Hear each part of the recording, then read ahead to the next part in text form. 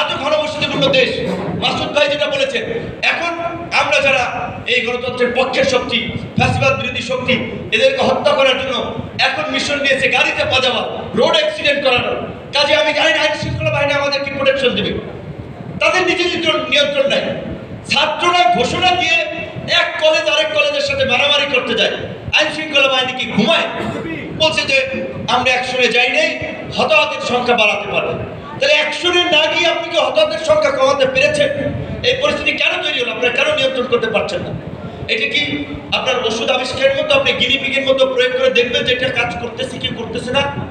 রাষ্ট্র পরিচালনা তো এই ছেলে খেলা না, রাষ্ট্র পরিচালনা এক্সপেরিমেন্ট না, রাষ্ট্র একটা রাজনৈতিক প্রতিষ্ঠান।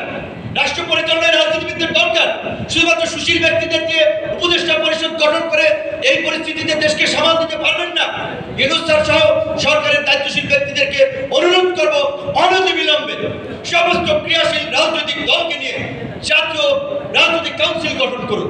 সব দলের কাছ থেকে প্রতিনিধি নিয়ে এই আপনার 21 সদস্য বিশিষ্ট উপদেষ্টা প্রয়োজনে 50 সদস্য বিশিষ্ট করুন। সমস্যা কি? সমস্যা নেই, কিন্তু দেশকে বাঁচান, দেশকে আরেকটা সংকটের দিকে ফেলে দিন না।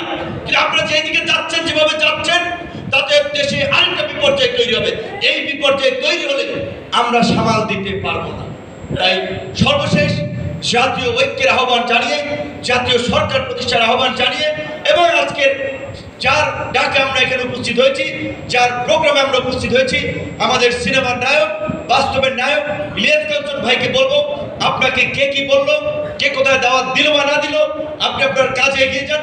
আপনার কাজ মানুষ মূল্যায়ন করছে, করবে। আমাদের সাথে আপনার বিশেষ খাতির ছিল না, আপনার কাজের কারণে আপনি ডেকেছেন, আমরা এসেছি, ভবিষ্যতে আমাদেরকে পাবেন। আসসালামু আলাইকুম। ধন্যবাদ।